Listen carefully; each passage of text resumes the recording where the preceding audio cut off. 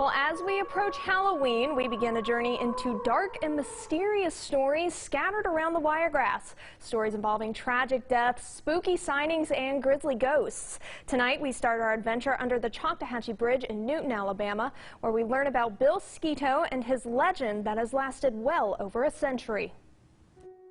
This is a story that dates from the days of the Civil War about a man who was hanged, and where his feet were touching the ground, it left a hole that a lot of people believe lasted until the 1980s. There are two versions of how Bill Sketoe met his demise. The seemingly most popular version says Sketoe was captured supplying a group of outlaws called the Raider Gang. His family to this day says he was captured and hung as a deserter after he left the war to come home and take care of his wife. Either way, Bill Sketoe's story did not end well. The home guard was hanging Bill Sketoe here, and his feet would touch the ground as he was hanging. He was a tall man, and so one of them had a crutch, and he used the crutch to dig out from underneath his feet so that the guy would hang and die. But that was not the last of Bill Sketoe. The hole that was left behind remained there, and you could put leaves or debris or trash or whatever you wanted to in the hole and leave and come back the next morning, and the hole would be swept clean, supposedly by Bill Sketoe's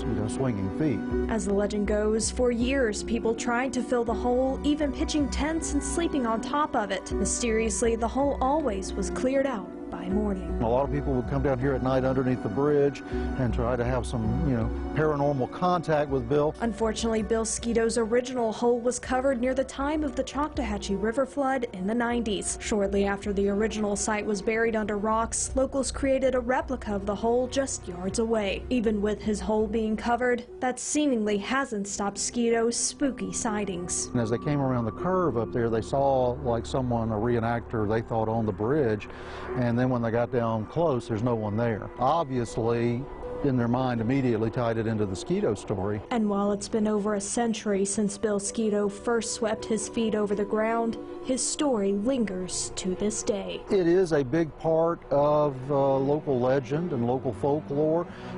It has been written up around the world. And spookily enough, several of the men responsible for Sketoe's death actually died mysteriously shortly after his hanging.